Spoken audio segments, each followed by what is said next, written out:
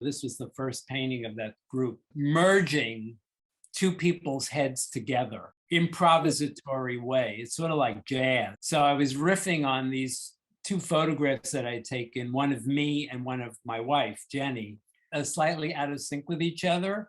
And it was done very spontaneously. My work is more true to the way things appear. Thought, okay, I'm going to be looser and just put a little freer with the brush and just sort of find what is the thing that's essential to each face and trying to put them together and make a sort of a third person out of it, but not totally. I block printed it and it came out kind of a clown from portraits that I was drawing at the portraiture class. I looked at that word bokeh and it said blurry or obscure. Just dawned on me from all my collage material to put a net over it.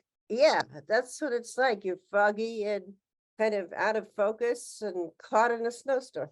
It was kind of a serendipitous, spontaneous process. Obscure, not wanting to expose, but to be kind of demurely hidden was intriguing for me. It's just a tile and I inked it onto paper. I tried all different kinds of color combinations. And so then I covered it with the collage fabric net. The idea of being caught in a storm or in a fog.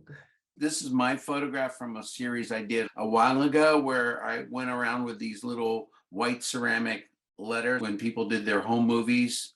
Being a visual artist, I was very fascinated with words and literal things. I always felt like as a kid, words were a little daunting to me. Maybe it's because I was dyslexic, but more and more as I get older, I find words more intriguing now. They're just kind of like slippery and they got all sorts of layers. I was doing a photo series where I was trying to just put a word out in a visual element and let them fight it out a little bit. I didn't try to actually find a word that would perfectly fit the image. I would sometimes just sort of intuitively have some word pop into my head and I would just stick it in there and see what happened. The main focus of the piece is actually out of focus. A lot of times people try to connect image with word in a very logical way. And I didn't want to do that. I wanted them to have some tension between them and try to struggle for meaning that way.